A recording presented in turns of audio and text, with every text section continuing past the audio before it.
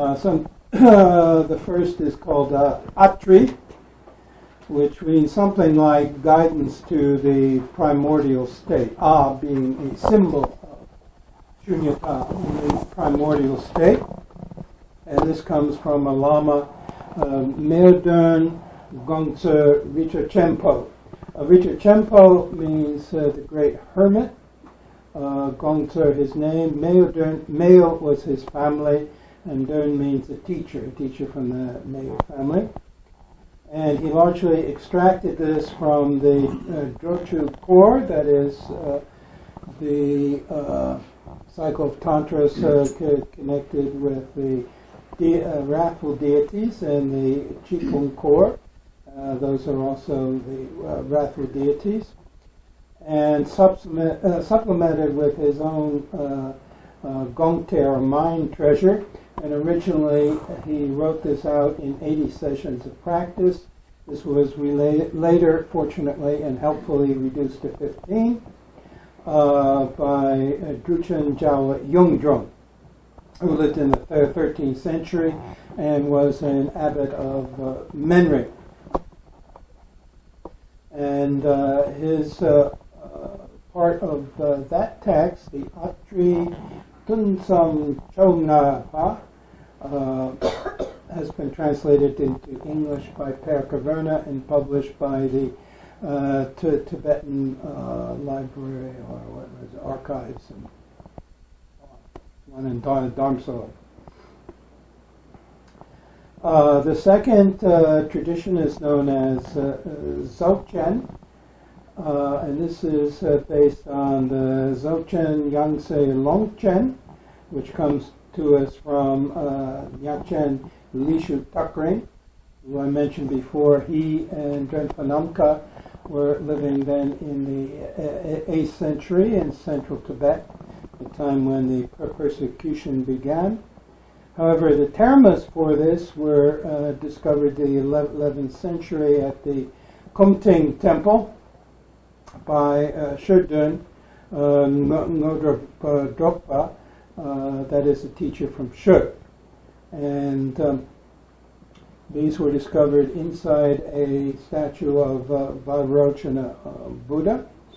And that is the second series of Dzogchen teachings. And basically they rely upon the Drapa Korsam, the three promulgations of Dzogchen teachings, which unfortunately has not been translated yet.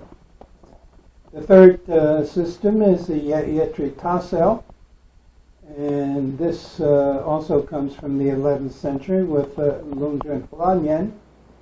But here there's a different story. It wasn't that he just found some texts hidden someplace, but he met a Hindu yogi who turned out to be actually a manifestation of Tsewang Rigsen.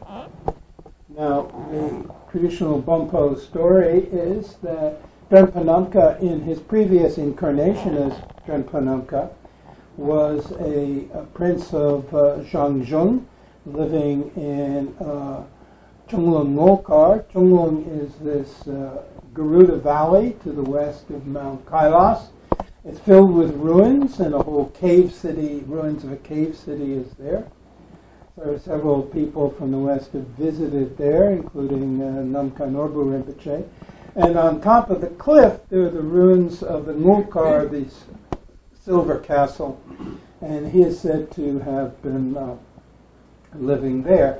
Nowadays, my friend John Baletsa has been making a walkabout in Tibet of Bönpo sites, and he's explored them in the Dangra Lake area and also Namso Lake area, and more recently in Chunglung and this area of Zhang-zhung, except instead of publishing the results of this in India like he did previously, he went to the Dutch, and the Dutch charge so much for their books that we don't have the thousands of dollars to buy copies. So I haven't seen it.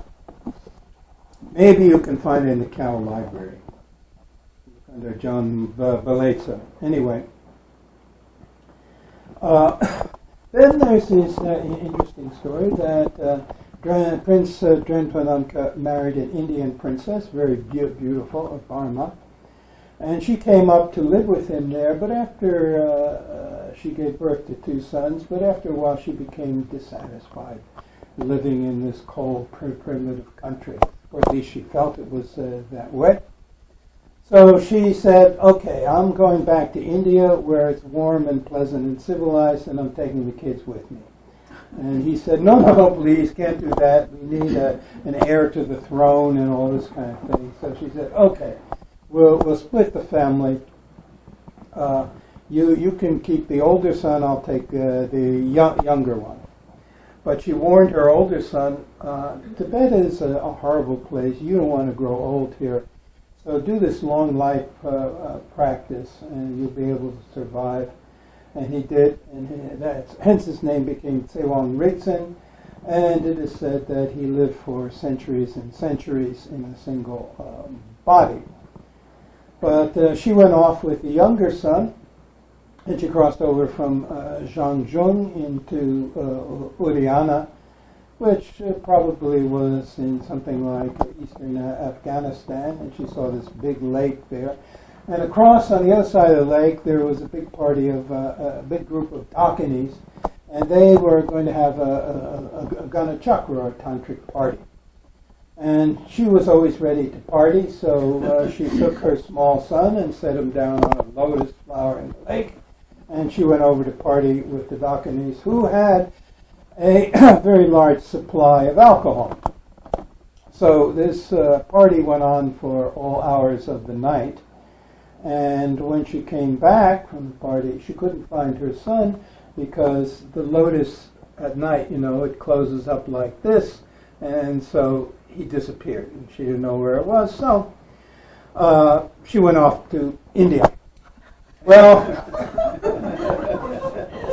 the next morning, the lotus opened up like this, bloop, and there was her son, Pema Tongol was his name, sitting there. He was happy, and the Dakini saw him, and they came over and were dancing around, and he started singing to them.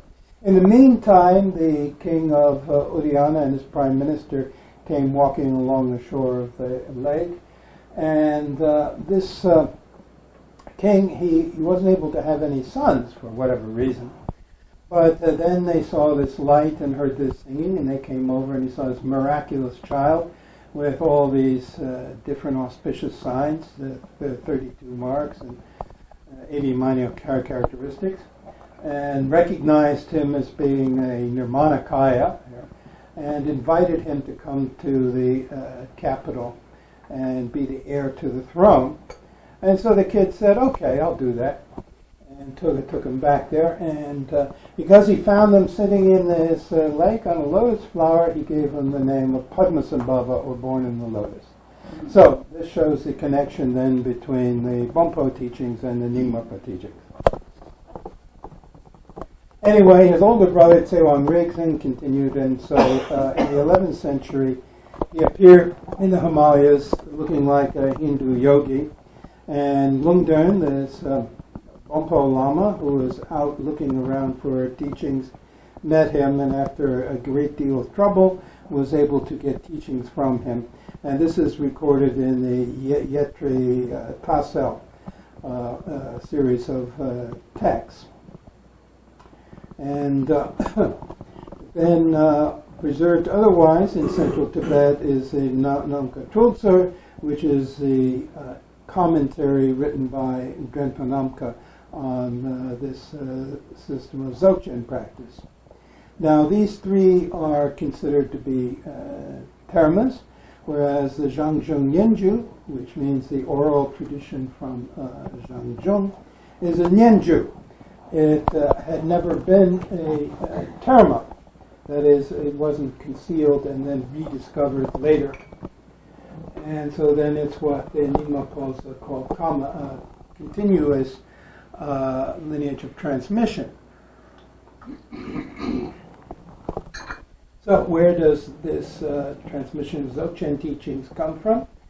Well, the ultimate source is, of course, the Dharmakaya, the Primordial Buddha, Kuntu Zangpo. And he transmitted the Dzogchen precepts then in a direct mind-to-mind transmission of the Sukhatas or Buddhas, Deshe Gongju, and these he did to the Sambhogakaya. And the Sambhogakaya in the Bönpo system is known as Shenla Ukar, whereas the Nyingmapa system known as Vajrasattva. But there the mind-to-mind transmission is conceived of in the same way. It's an instant transmission of the teaching from one mind to another without any words intervening. And so then the original teacher here, who is the Dharmakaya Kuntu Zangpo, he's known as the teacher in eternity, Yeni Tenpa. And the teaching is here presented as a dialogue between the Dharmakaya and the Sambhogakaya, even though it was actually an instantaneous transmission. It's put in the form of a dialogue to make dialogue. What am I saying? A dialogue to make it comprehensible to human understanding. Because in actual fact, since it was an instant transmission of thought, thinking at the same time, the teacher and the audience are really one and the same in essence. So the recipient of the teachings, the Sambhogakaya, is then known as a teacher who is compassionate, and this is Shenla Ukar. And here there are 5 certainties with regard to the Sambhogakaya. The first is the place of transmission is the highest plane of existence, Okmin in Tibetan, or Akanishta in Sanskrit. Secondly, the time of the transmission is outside of time, that is in eternity. So it is not a historical event that can be dated in our history books. The teacher here is, of course, the Dharmakaya, and the audience is the Sambhogakaya, and the teaching is Dzogchen. And these 5 certainties are also present when this teaching was then transmitted to the Nirmanakaya, Shenrab Chempo, which is the celestial prototype of the Trungpa Shenrab, the higher plane of existence. And from him it was transmitted to Tsema Erden, who was dwelling among the Abhasvara devas, that is the devas who live in the dimension of clear light at the summit of existence. And he's also known as the teacher who is intrinsic awareness, or Rigpa. And so the Sambhogakaya is like the sun, and the Nirmanakaya is like the rays of the sun. From him it went to Gyerpung Nangzher, who is the divine father of Tenpa Shenrab in the realm of the Cha gods. Cha is not an Indian term, but a Tibetan term. So there's some mixture here of Indian cosmology and non-Indian cosmology. And he became known as the teacher of great skillful means. And then he transmitted it to the next manifestation of Tenpa Shenrab, who was known as Barnung Kuchuk, the teacher in the intermediate spaces, because the teachings now had to be brought down to yet lower level of existence, namely to the Trimshika heaven, the heaven of the 33 gods. This is out of Indian mythology, and holding on the top of the cosmic mountain of Meru, there is the palace of the king of the gods, Indra, and his 32 brothers, known as Adityas. and they dwell together there in a kind of paradise. And then around them there are parks and gardens and so on, and then other geological features. And one of them was known as the Turquoise Valley because it was filled with these beautiful fir trees that were leaves of green like turquoise, and in the middle of them there was the crystal cave. And the emanation of the primordial Buddha, Kuntu Zangpo, appeared there as the mother of wisdom, whose name was Zhang-zhung Nyän-gyüd. And she was sitting there meditating next to this cave when this cuckoo bird descended from heaven. Now, here in the West, cuckoos don't have very high status, even in Switzerland where they make cuckoo clocks.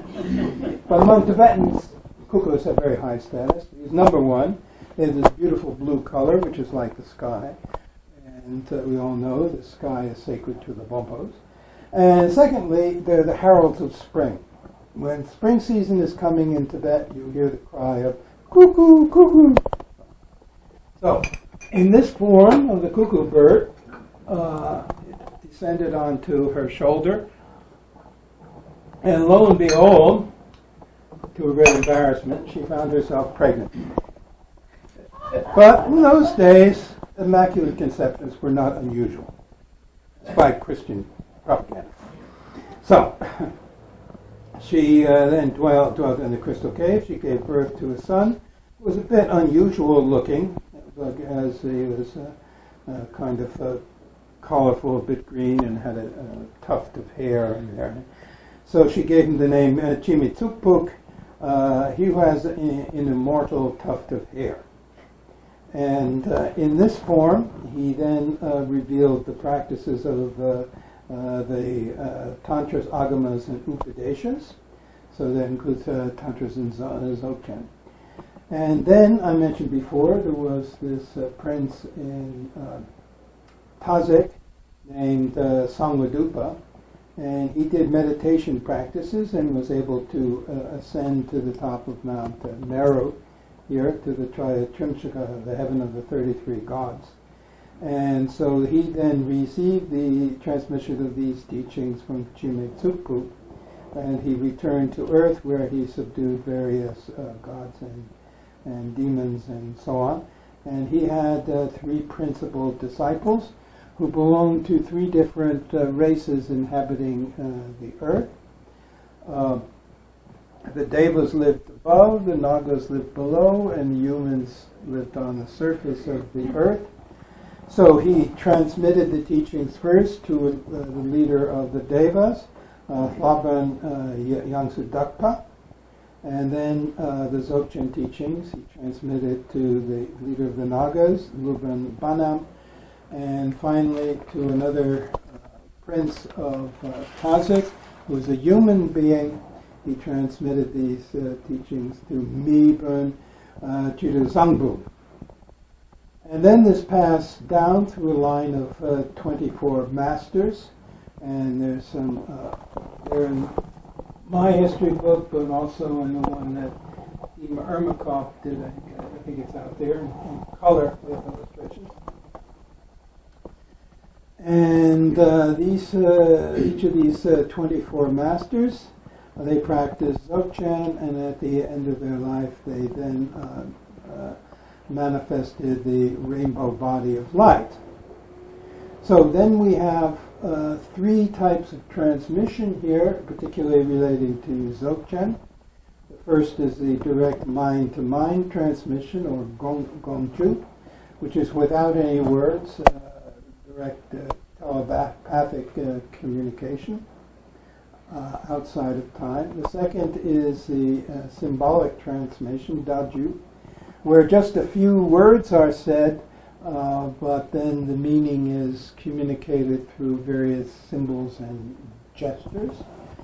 And thirdly, the ninju, or oral transmission, where things are more fully explained. Now, this came down through these 24 masters to somebody whose fairly historical in the 7th century, Gyerpung Nangzher, who lived in Zhang-zhung. Now, Zhang-zhung stretched across from the west of Tibet all the way to Amdo, and in the early days the climate was different. It was warmer and more well-watered, and so there's a lot of evidence of terrace agriculture being done, which would have supported a lot larger population than at present.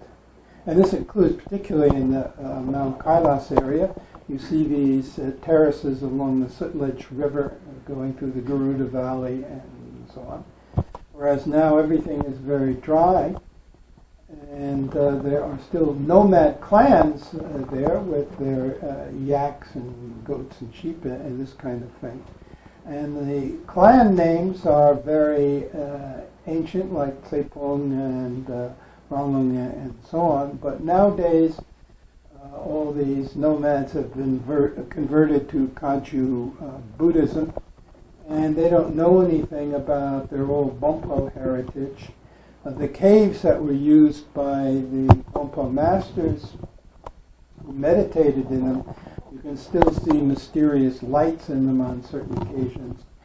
But the nomads think they're all inhabited by ghosts, and so they stay far away from them. Anyway, Yongdzin Rinpoche spent some time up in this area, so he talked a lot about that.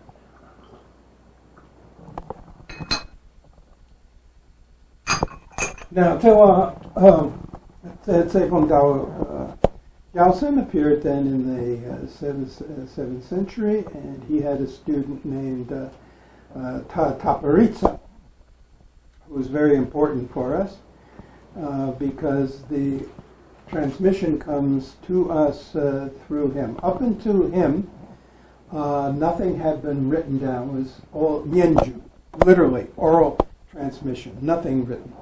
And it was also Chikju. That means transmission from a master to one single disciple only. Not like now with a whole group of people sitting and listening to some talk about Dzogchen. Only through the ear of one disciple, even sometimes through this kind of horn like this, so that the spirits who were around couldn't hear. And so Tapihritsa then would have appeared in northern Tibet, this region of Zhang-zhung, in the lake country to the east of Mount Kailas, at the time of Zhang-zhung Nyän-gyüd, the first Buddhist king of Tibet. Now his father was Rasang Lujao, Rasang being a large clan that existed in there. His name is Zhang-zhung, so Tapi means a king, and Raja also means a king, coming from Sanskrit. And he was taught Bon by his father, who was a lama, and also Panchen Rasang, his uncle, and later by Gyalshen Gyalshen. And then, as a young man, he retired into the Lion Rock Cave of Tuk Tuk, which is still in that area of the lake country, and he practiced Dzogchen, both Trechor and Turgel, for 9 years. And at the end of that, he realized the rainbow body of the great transfer Gyalpo poet Khenpo. Normally, one attains rainbow body at the end of one's life. But Tapihritsa didn't have to bother to die first to find the rainbow body. He was able to do it while he was still alive. The idea is rulo. With the evolution of our world and our bodies and so on, gradually light becomes more and more material and solid and so on until we experience things like they are. But when we do this practice with Turgel for inducing the rainbow body, you transform the elements of your material body back into their original subtle form. That is, the earth element goes into yellow clear light. The water element goes into blue clear light. The fire element goes into red clear light. The air element goes into green clear light. And the space element goes into white clear light. And this is now pure radiant energy, which manifests as jalu or rainbows. Now when this occurs, slowly your physical body shrinks like this, and then finally completely dissolves into radiant energy. And then all that remains in the meditation hut or tent is clothes, hair, and fingernails, because clothes, hair, and fingernails are not occupied by consciousness, and so they are not dissolved at the end. There have been reports of this happening to certain lamas. The first one I heard about was actually in Trungpa Rinpoche's book, Born in Tibet. He mentioned an old man who was a carver of mani stones, and nobody thought much of him, as he wasn't considered a lama or anything, but he was an excellent practitioner, and he was doing turgal. And so at the end of his life, he then manifested Jalupa, or the rainbow body. And this was witnessed by many people, including Chinese communists who said such things were impossible. But sometimes there's anomalies and things which are impossible according to our understanding of how reality works. They occur anyway. Frustrating to scientists, but too bad. As Gyalshen Rinpoche also did this at the end of his life in 1935. He manifested himself in a rainbow body. And even a few years ago, Daniel Winkler was doing his forestry work. He now lives in Portland, but he's doing his forestry work in Western China, and he read about it in the local Chinese newspaper that a week or so before that, there was an old man who was sitting in a temple, and he did the practice and manifested the rainbow body. And people were very amazed by this, and especially the Chinese, who aren't supposed to believe in such things. Just like we're not supposed to believe in such things. But if they happen, they happen. So, why do the rainbow body? Well, in terms of Buddha enlightenment, you have the Dharmakaya and the Rupakaya. Dharmakaya means the body of the Dharma, or ultimate reality, and Rupakaya means form body. As I said, a Buddha, if it's simply Dharmakaya, it's like the sky, and if you go out there and start talking to the sky, people are going to think you're crazy. And the sky isn't able to communicate very much with you. So it's necessary for a Buddha to manifest a form body in order to communicate with less than enlightened sentient beings still caught up in samsara. So how does one realize these Buddha bodies? Well, according to the sutra system, there are two accumulations. One is the accumulation of merit. This means practices of the different perfections, except for the perfection of wisdom. And through these practices, you accumulate a lot of good karma, and then eventually they manifest as this body of enlightenment, which has 32 major marks and 80 minor characteristics, looking like a Buddha looks. And then to realize the Dharmakaya, you practice the perfection of wisdom, And so these are the two accumulation of merit to realize the form body or rupakaya, and the accumulation of wisdom in order to realize the dharmakaya. And in the sutra system, you do this for 3 immeasurable kalpas. Now, how long is an immeasurable kalpa? Well, they start counting from when you first produce the bodhicitta. This is your intention to attain the enlightenment of the Buddha, not just for your own sake, but also for the sake of helping to liberate all sentient beings from their suffering in samsara. So, okay, how long is that? Well, a immeasurable kalpa is a long time. It's approximately the lifetime of the universe. Now, according to our scientists, the universe originated with the Big Bang 15 billion years ago. And we have about 15 more billion years before it all comes to an end with the Big Crunch. So that means the universe lives for 30,000 years. All right, 3 times that, which would be 3 immeasurable kalpas, that's 90 billion years. Well, just think of how many reincarnations you could have during that amount of time. So it takes a little while, according to the sutra system, to get yourself to Buddha enlightenment. Long time. Well, fortunately, the Buddhists have taught other methods here which can speed things up a bit.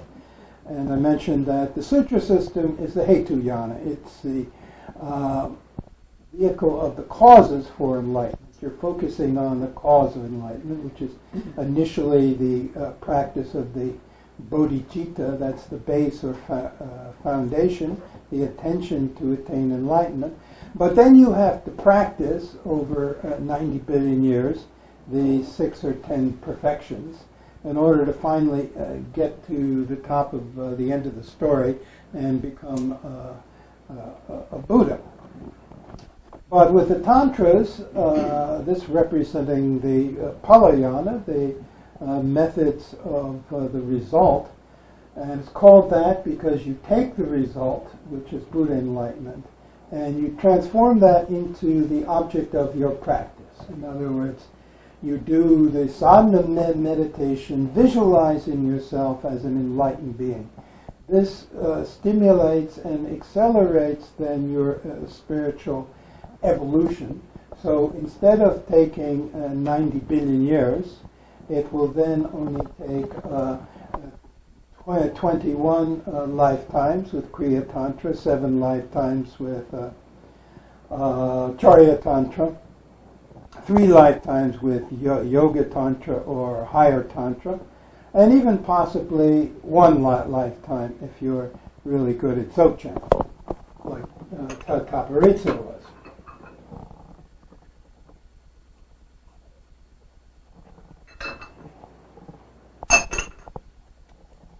So that is using the methods of the Tantras. But with the Tantra, you practice Kerim, the generation process, or visualization process, meditating on yourself as an enlightened being or Yidam meditation deity. But then you do, secondly, the second phase of practice is Dzogchen, the perfection process, to transform your experience into what the Yidam feels. Now, generally, not only does the Yidam look good, whether a peaceful deity or a wrathful deity, the Yidam looks good, but also the Yidam feels good. So the Yidam is experiencing Deva or bliss. This is part of the meaning behind these Yabyom images that we have in the higher Tantras. So by doing the Kerim and Dzogchen, then using that as a path, then we come to realize the form body through these 2 practices, and through wisdom we realize the Dharmakaya. But in Dzogchen, the view is a little different, and here we realize the Dharmakaya through the practice of Tretcher, which is finding yourself in the natural state and remaining in the natural state of contemplation. And you realize the form body through the practice of Turgyal or vision practice. And then this culminates at the time of death, and integrating yourself with the Turgyal vision, then there's no more cause for your physical body to remain, and so then it dissolves into light.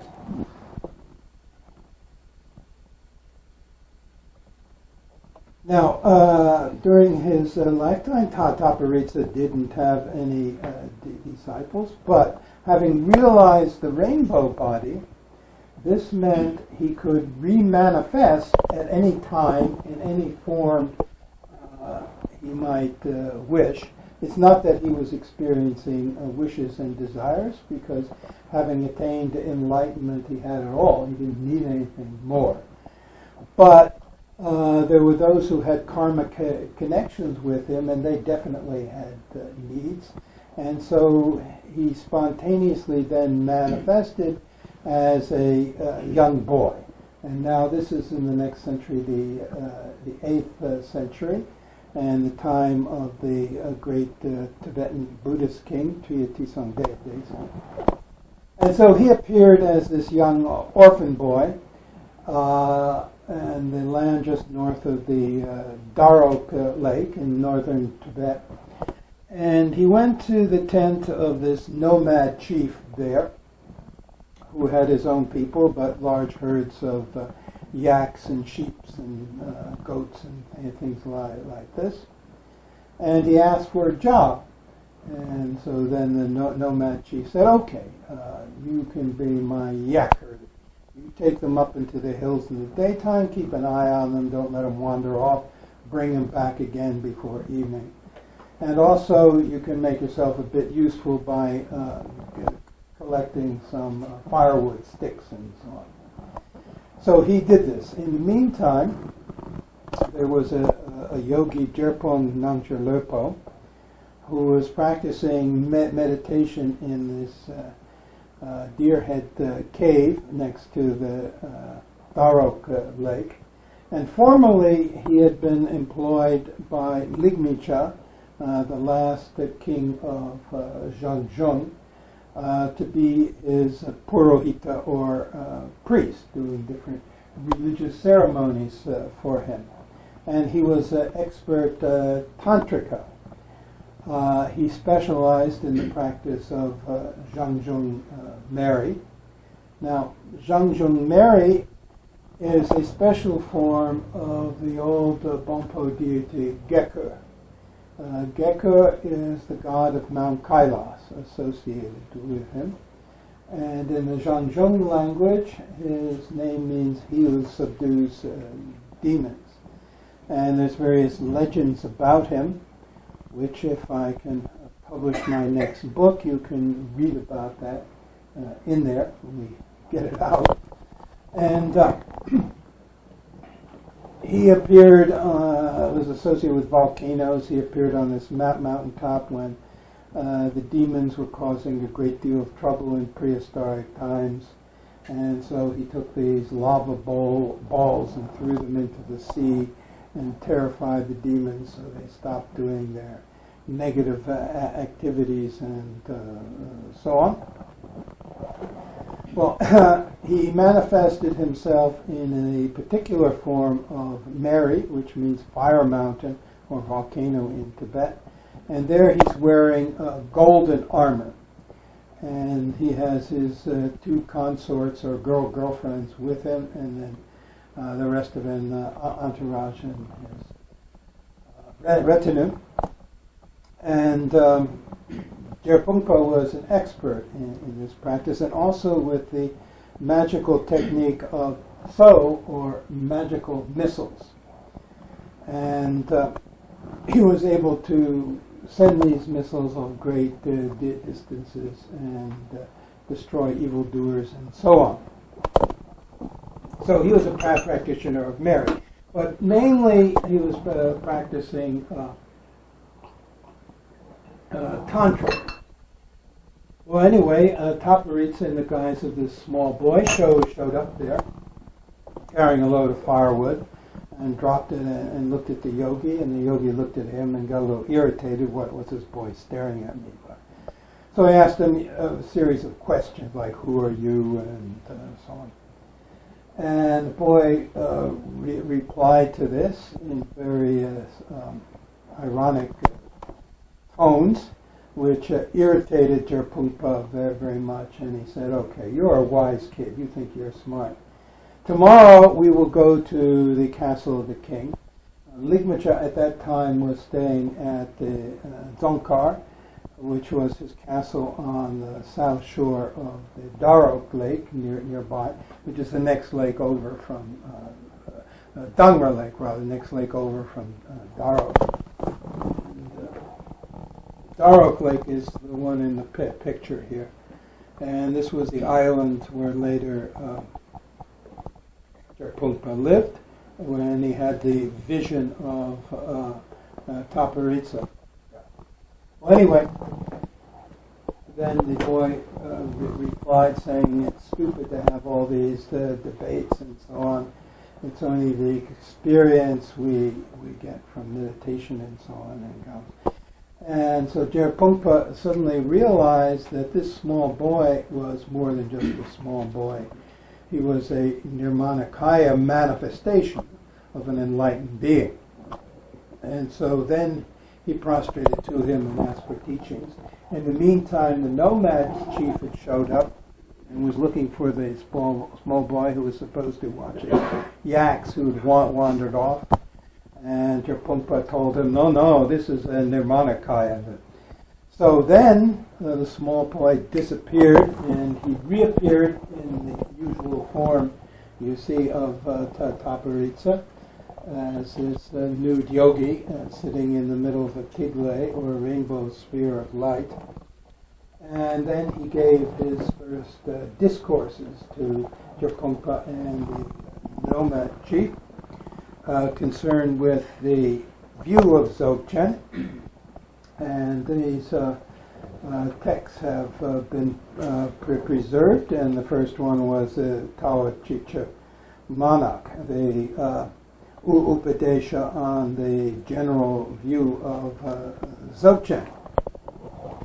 Now, in the Zhang-zhung Nyän-gyüd, there are 4 cycles of teaching. The outer cycle, the inner cycle, the secret cycle, and the very secret cycle. Chikor, Nangkor, Sungkor, Yang, Sankor. And so the chief text for the outer cycle deals with the view of Dzogchen. So that's why it's called Dao Chicha, the general view. But it also compares the view of Dzogchen with the view found in the other vehicles to enlightenment. So the discussion there is a bit more philosophical. But there's a group of texts that belong to that class. The conversation that they were initially having, you find in my translation of the oral tradition from Zhang-zhung, when they had their first meetings there.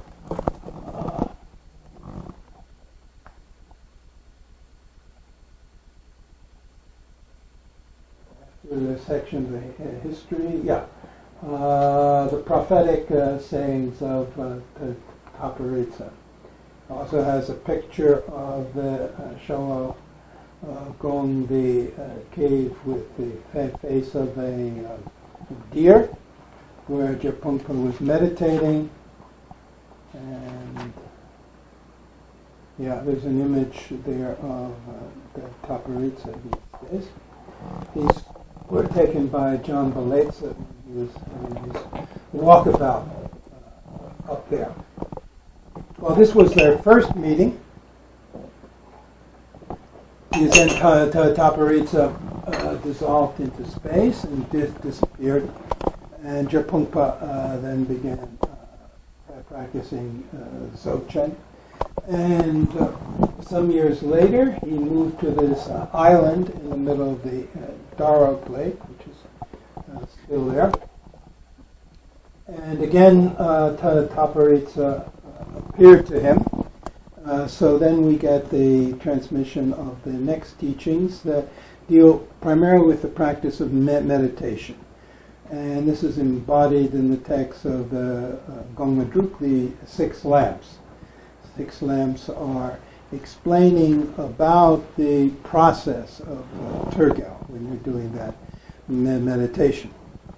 Again, he appeared to him and gave him the teachings from the 8 chapters and from Free of Action and Without Traces, Gyalshen Institute. These belong to this third section of Dzogchen teachings. And the final time he appeared, he gave him the transmission from the very secret cycle of Dzogchen teachings dealing with the fruit. And that is summarized in this text called the 21 Little Males, which has been recently taught by Lopan Rinpoche back east, wasn't it? Connecticut, yes. Okay. And so with these 4 sections, you have the view, the meditation, the conduct or action, and the fruit. And each of them, there's a primary text and then secondary text, and also some which are more commentaries. And finally, Tapihritsa vanished into the rainbow, and this dissolved into the sky. And then to maintain this transmission, there is the practice of the Guru Yoga, and that is, again, also summarized in here according to the teachings of Zhang-zhung Nyän-gyüd. And there's another text which is found in here of historical interest, the Bon Densik, which means the reasons why Bon did not decline. And the Bon here is referring to the Zhang-zhung Nyän-gyüd in particular. And this has a further story about Gyerpung Nangzher Lödpo. He'd been meditating on that island in the lake. In the meantime, the king of Tibet, Gyalshen, decided he wanted to get rid of Ligngcha, who was the last king of Zhang-zhung, who at that time was residing in the Chungkar, the Garuda Castle on the southern shore of the Darok Lake. And so he corresponded with one of the queens of the king, knowing that she felt dissatisfied and that her husband was ignoring her, because being a king he had many wives, not just one. And so then they conspired against him, and she said she would send a signal that when the king was going to go from the Darok Lake to the east to Sumpa, which is in Qinghai province in China nowadays.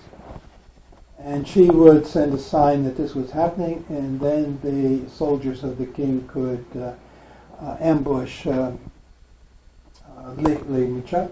And this occurred, and they succeeded in killing him and putting an end to the independent existence of the Zhang-zhung kingdom, and was then fully incorporated into the growing Tibetan empire, which at one point became so powerful that they invaded China and captured the capital of China and deposed the emperor and appointed their own emperor there and so on, and remained in control of China's capital for 15 days and so on.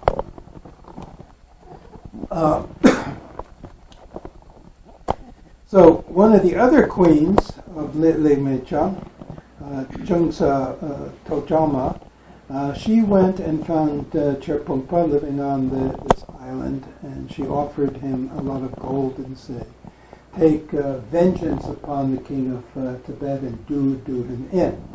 And he said, okay, I can send a tso, or magical missile, against him, but they come in with different potencies. Do you want one that will kill everybody in Tibet? You want one that will just kill the people in the valley? Or you want one that will just kill him? And she said, well, just killing him's enough. You don't have to kill all the Tibetans for this. So she gave him the gold for this, because you need, to make it so, you need gold dust and so on. So he did this practice, and immediately it struck the king of Tibet, who was living in the far south in the Gyalshen Valley, and he became very sick, and he called in his ministers and physicians, who determined that this was some sort of magical attack, and then doing some divination.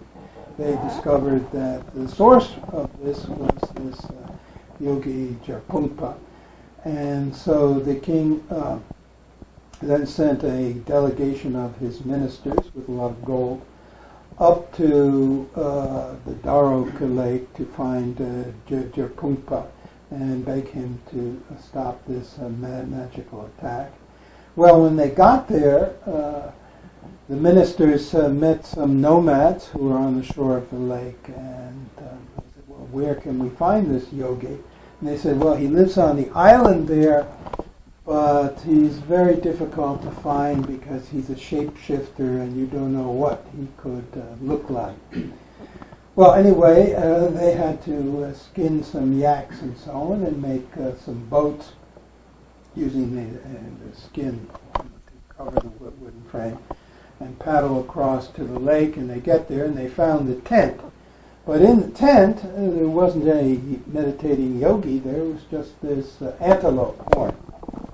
But then one of the ministers realized that the antelope horn is probably Gyerpung Nangzher Lödpo in another form. And so then they made prostrations and puja offerings and offered the gold, and immediately he then appeared.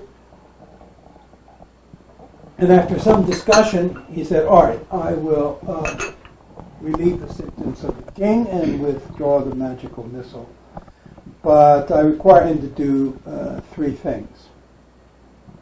All right, King Limincha is now dead. Nothing more can be done about this, but you will erect a mortuary stupa on Mount Kailas, covered with gold, in honor of the king of Zhang-zhung. Secondly, you will permit anyone from my Gyerpung family. They will sit at the left side of the king when he's holding court, and you will not charge them any income tax or other tax. And thirdly, you will not persecute any of my teachings, whether Tantra or Dzogchen. And the king agreed to this, and so then the magical attack was withdrawn and revived again. And so for this reason, the Zhang-zhung Nyän-gyüd became a Nyän-gyü, or continuous oral transmission, which has continued down to the present day. However, Lishu Takring had been angered by being forced to flee from central Tibet, and so he put a curse on the dynasty of the kings, saying it would only last another 100 years and then would collapse. And this is indeed what happened, because in the following century there was the king Rinpoche, who was particularly a pious Buddhist, and he started supporting large numbers of monks, which irritated some factions in the government who thought he was spending all the money on religion, whereas it should go into the military and their foreign wars. And so they arranged for him to be assassinated and replaced by his other brother, Long Dharma. And then within that generation, the Tibetan Empire collapsed and fragmented, and you had that dark age of approximately 100 years. In the meantime, Gyerpung continued to practice, and then he had two principal disciples. One was an old man, Gyalshen Institute, and the other was a kid, a young boy, Mushin Toge. And he transmitted the Dzogchen teachings to both of them. Now, Tapihritsa agreed to two things that were very important here. Number one, it didn't have to be a Chikju anymore. That is, a transmission of the Dzogchen precepts to one student only. A master could have more than one student and transmit the precepts to them. Secondly, he gave permission to Gyerpung to write down these teachings. In the old days, people's capacities for memory were much greater than they are now, and they could remember a lot of things without computers and notebooks and things like this. But even then, human memory was beginning to decline. So Tapihritsa, being an enlightened being, could see what would happen in the future, and so he gave permission for the Dzogchen precepts to be written down. Now I say precepts because in those days, books were very scarce. In fact, precisely at this time, they hadn't gotten paper yet. So Tapihritsa or Gyerpung had to write this on pieces of wood. They had an alphabet, the Mardic alphabet, but they hadn't imported yet paper from China and so on. And even later, when they did, paper is also made of wood, and if you have many books, you know how heavy they can be. So somebody's a wandering yogi, how are they going to carry their whole library around with them? Can't be done, as I've discovered. So, when you had teachings, you wanted to keep them very short and brief. They were more like an outline, an aid to memory. Just a few words, even in form of poetry, to make it easier to remember. And this then would suggest a whole elaboration upon this. And then the teacher would memorize this, and then this would be given to the students, and they'd memorize it. So originally, the Dzogchen precepts were very brief. And then after Gyerpung, there were 6 Mahasiddhas, each of who said certain things and did certain things, and it came down in the 9th century, or just before the 10th century, or in the 10th century, to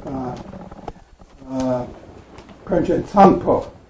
And he was a little guy.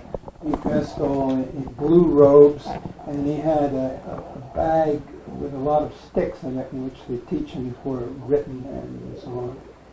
And he was living in a cave near this Darok Lake, and he had 2 principal Tibetan disciples. Now, when Gyerpung wrote this down, it's in the Zhang-zhung language. And so Precepts Lineage, he was bilingual. He knew both Zhang-zhung and Tibetan. So for his 2 Tibetan disciples, he translated the precepts into Tibetan. And again, one disciple, Mutur, he was a practitioner of the Tantras and quite an effective magician. And he also was doing this practice for Zhang-zhung Nyän-gyüd, and he knew how to send out or magical missiles to destroy enemies, and so on.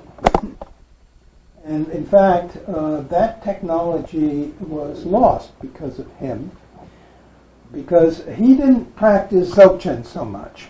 He was more into Tantra, but he received the transmission. And he had written a tope, a book on how to manufacture magical missiles, and he rolled this up in a paper and put it inside a hollow metal tube and kept it in his hair. But then when he died, he neglected to tell this to his disciples, and since he didn't realize the rainbow body, the corpse was there, so they then cremated his corpse on the fire, and of course then this text on how to make magical missiles was lost, and we no longer precisely had that technology. Just as well, seeing what the Americans are doing with their missiles and drones. It's coming back. Now the young boy, Shenjiao Latse, he had a very wicked stepmother. Not only in Grimm's fairy tales we have these things, but also in Tibet. And she used to beat him, and so he ran away from home when he was about 12 years old, but he was very good at playing dice and so on, which he did with other boys to earn a living. And they told him about this very powerful magician living in the mountains, Muwer. And so he decided he wanted to go learn how to do magic so he could take vengeance on his wicked stepmother. So he went up there and was terrified by these huge Tibetan dogs which appeared, but behind him came a beautiful young lady who turned out to be the girlfriend or wife of this magician. And she took pity upon him and allowed him to become her servant and help her with gathering water and so on. Well, then eventually he met Lundrup Mutur and became his disciple. And then when he went to see Prajit Tsempo, he took the boy with him. And Prajit Tsempo recognized the karmic connection he had with this boy. And so he bestowed also the Dzogchen precepts upon him in the Tibetan language. And then later he went back to the Darok Lake, where he had some patrons there who built him a hermitage on the side of the hill overlooking the lake. And he lived there and had many visitors who came to him. And one was a Nyingmapa Lama, Zurpoche, who was going around in remote areas in western and northern Tibet, searching out the Dzogchen teachings. And he came to Shenchen Latse and requested the teachings, so he gave them a transmission for some of the Zhang-zhung Nyän-gyüd. And then Zurpoche asked him, well, where I come from nowadays, they're all Buddhists. So, do I have your permission? I can change a few names here. It'll still be Dzogchen teachings, but we give their sources some Indian names, and then those Buddhists won't know any different. And he said, okay, you can do this. So, in this way, some of the Zhang-zhung Nyän-gyüd teachings got into the Nyingmapa canon through Zurpoche. Well, then the lineage then split into two here. One where the Kaju, the Precepts Lineage, and the Nyän-gyüd, the experiential lineage. Now, the Kaju were the words from Tapihritsa. The Nyän-gyüd, the experiential transmission, came through other members of the lineage, drawn on their own personal experiences.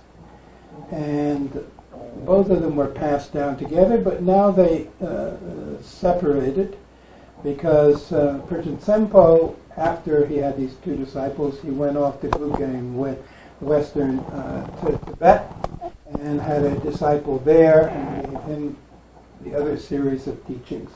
And so those two lineages had separated until in the 11th century, there was a master by the name of Zhang-zhung Nyän-gyüd Sherab Gyalshen.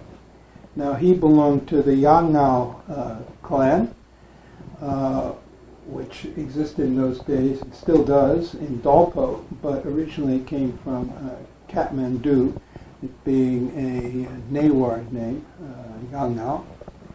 And he was the student of Orgum Kundul.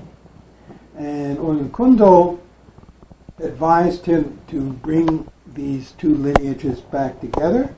So he went off to Gugay and collected the Kaju transmission there, and then he received the Nyängyüd transmission from Dolpo and Lo Mustang and Orgum Kundul, and he combined them together. They combined them all together, and then with the assistance of a couple guys from Kham, whose names are not given, they wrote these all down and prepared some commentaries and so on. And so basically, the set of Zhang-zhung Nyän-gyüd texts that we have now results from this collaboration of Sherab Gyalshen and Orgum Kundul. So they are all then put together, and then the transmission continued in Dolpo to his son, Dampa Bumje and his brother Ludrakpa Tashik Gyalshen. And Tashik Gyalshen built a small temple there at Lubra, which is where he got the name Ludrakpa. And this means the rock of the Nagas. And this is Samling Monastery. It is still there to this day. And it had a collection of very old tankas and a collection of books. So when in 1959 and 60, when the Bönpo lamas were fleeing Tibet, they brought relatively few books with them.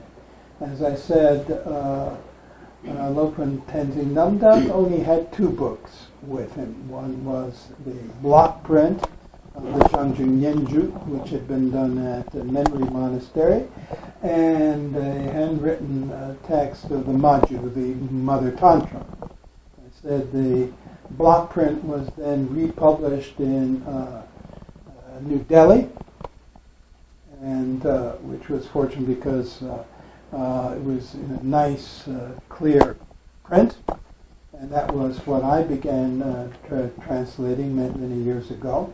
Since then, they have republished it in some other editions based on that Menri edition. And when the Lopon revived the Menri tradition at Dolanji, they needed books. And since they didn't have many in India, he sent up to Samling in Dolpo, and they were brought down to New Delhi mainly in 1972, 73, and reprinted there in this series of books with blue covers, which are big, like this. And it was only much later that the Chinese then permitted the reprinting of Bönpo books in Tibet. And of course, when that started, they were eventually able to bring out a new edition of the Bönpo Kanjur. These are the texts attributed directly to Trungpa Shenra.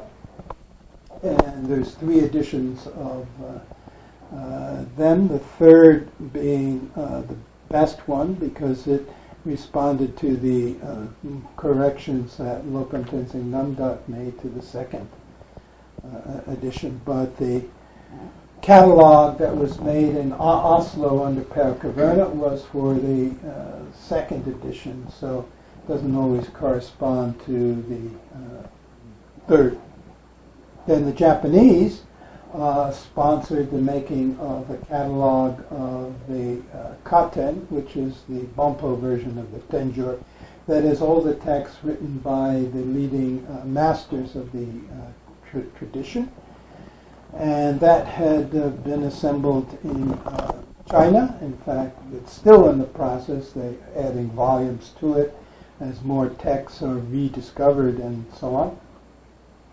And the Japanese, particularly the Ethnological Museum at Osaka, sponsored a project giving a bunch of laptop computers to the monks at Northwestern Monastery in Nepal, and giving them assistance in cataloging all the books in this collection. So that has also now been published in Japan, in English language. So a lot has happened since these early days. Anyway, in the 13th century at Menri, it was Yerowensika Monastery at that time, the abbot came from the Dru family, so this is Drüchen Jiao Yungdrung. As I said, he was the author of the practice book for the Atri system of Dzogchen, but most notably he wrote a practice manual for the Zhang-zhung Nyän-gyüd. And in there we first have the text of the Ngöndro Rinpa, meaning the stages of the preliminary practice. And that I translated in this book. My motive being at that time when many Buddhist groups were saying untrue things and nasty things about the Bönpos, I wanted to show the Bönpos also do the Ngöndro, or preliminary practice. So I put them all together. The problem was that the book became too fat, and then there's problems with the binding. Some people have had to rebind them.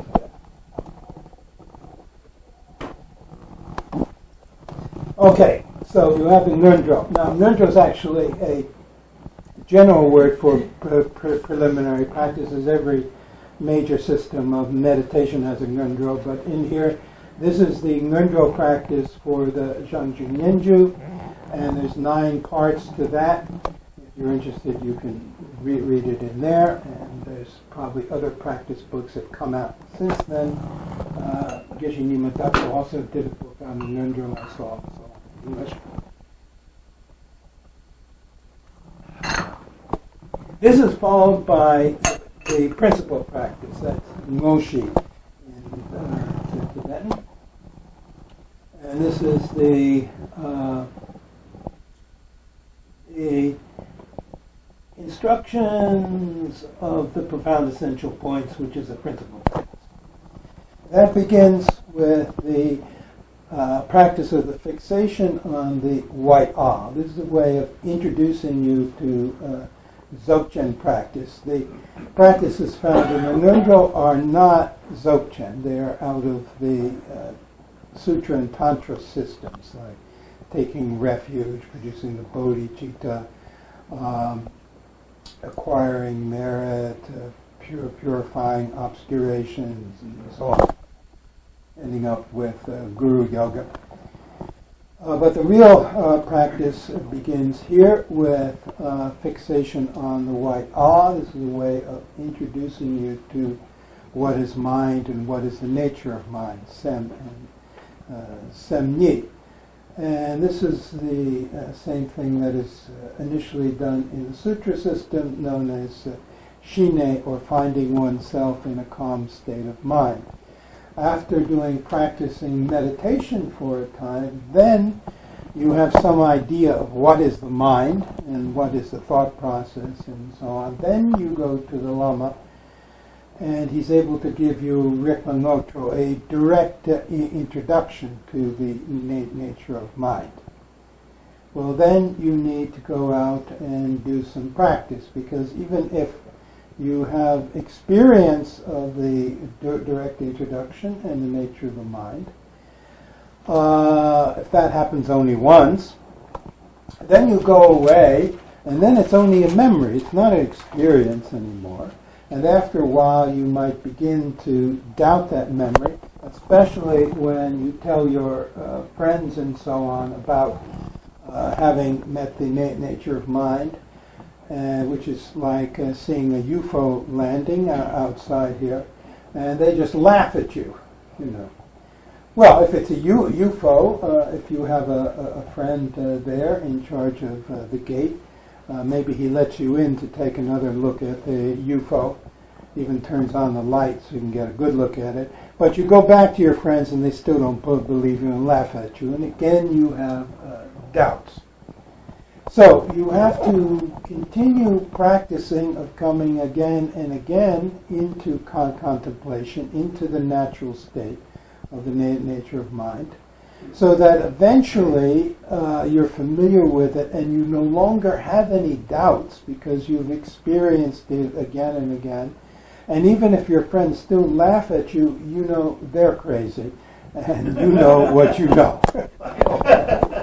This is, on the Nyingmapa side, this is reflected in the three statements of Gyerpung Nangzher, that at first there's the direct introduction, and then secondly you practice again and again, so you have no more doubts, and then thirdly you develop confidence in the view. Well, it's a same here. Now, in order to further develop your confidence in the view is essential to the practice of Trekchur. Trekchur in Tibetan means cutting through, but what you're cutting through here is tekpa. Tekpa is a bundle of sticks. Like an old Nepali lady, she goes out into the mountain and collects a bunch of firewood, ties it up with a rope, brings it back on her back to the village, sets it down in front of her door, takes a sharp knife, cuts the rope, all the sticks fall down like this. So the sticks here are the symbol of all your stress and rigidities and so on, both emotional and intellectual. And so this is about cutting through all of that. And you do that through finding yourself in the Samye Neluk, in the natural state of the nature of mind. In Dzogchen, it isn't something that you are creating, like you create a thought or a visualization or something.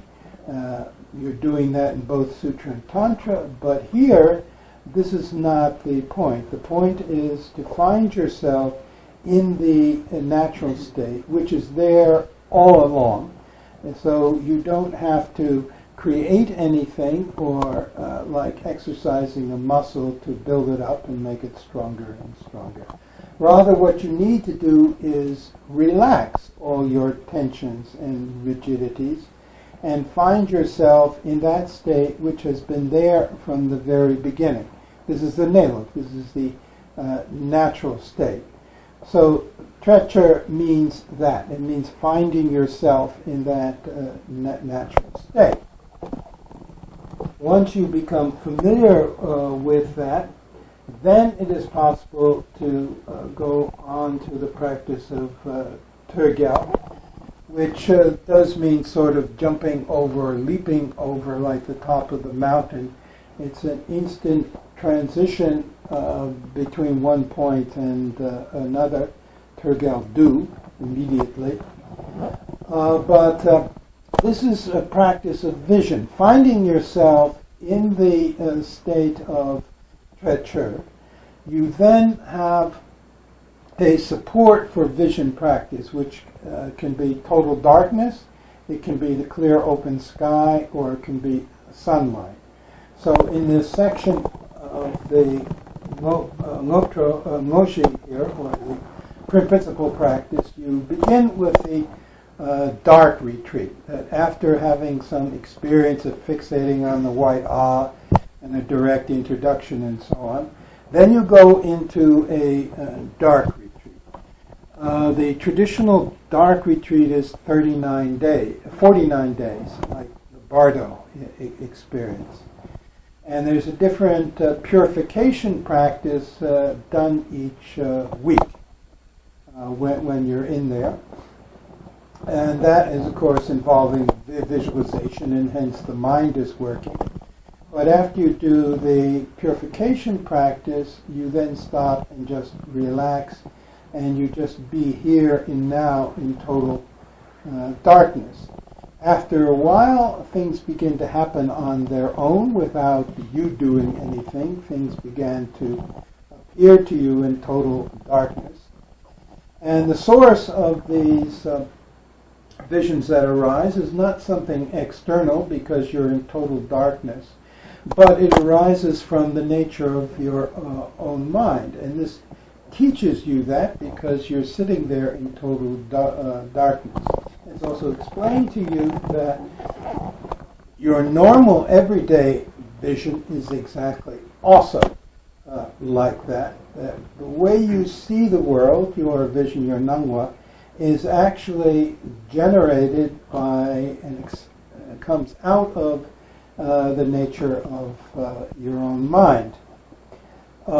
We are conditioned here in the West to think there is a solid, objective reality out there, which is always the same, whether we're here looking at it or not.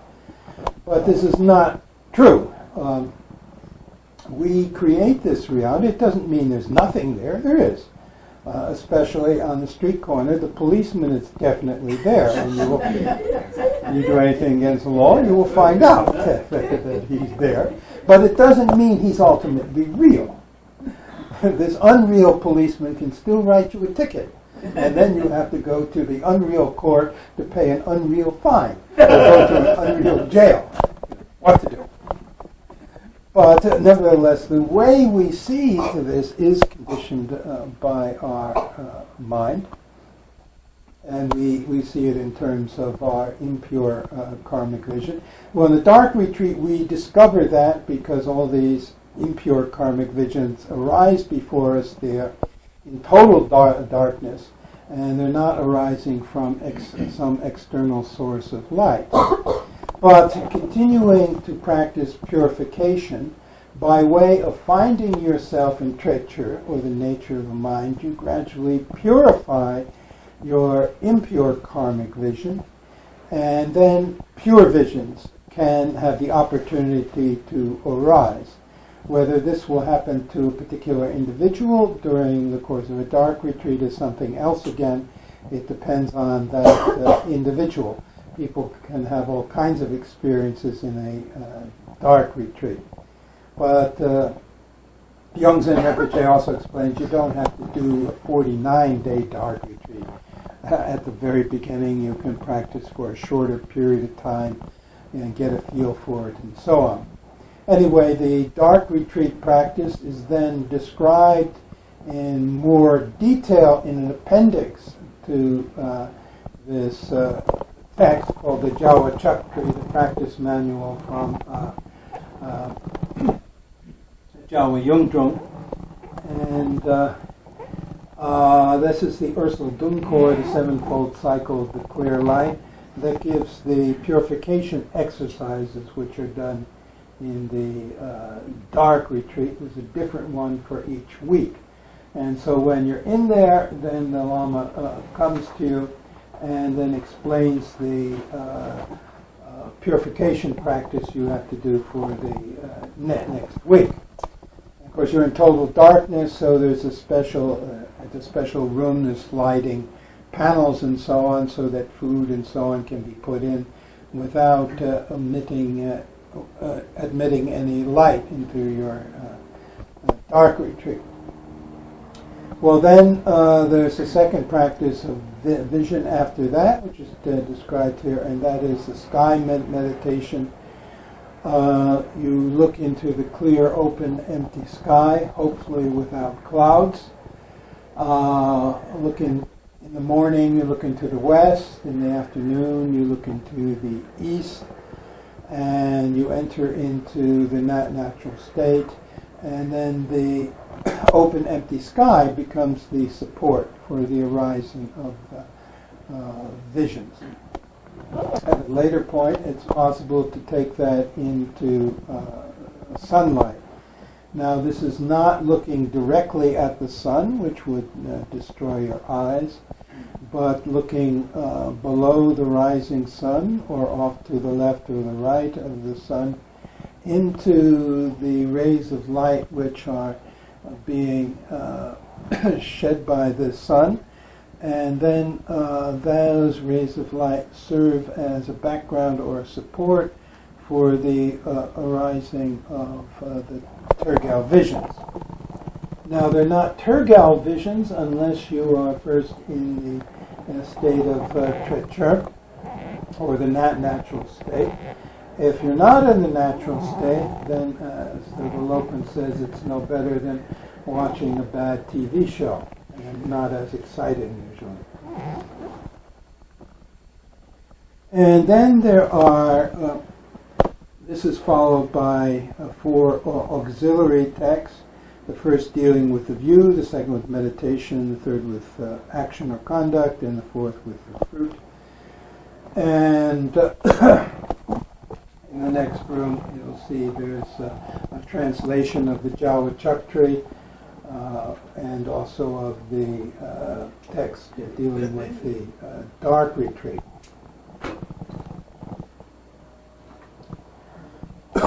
How late does this retreat go on today? It was 4:30 originally, but 5, right? If you'd like it. Well, let's have a little break then, because my voice is getting weak and I need some water.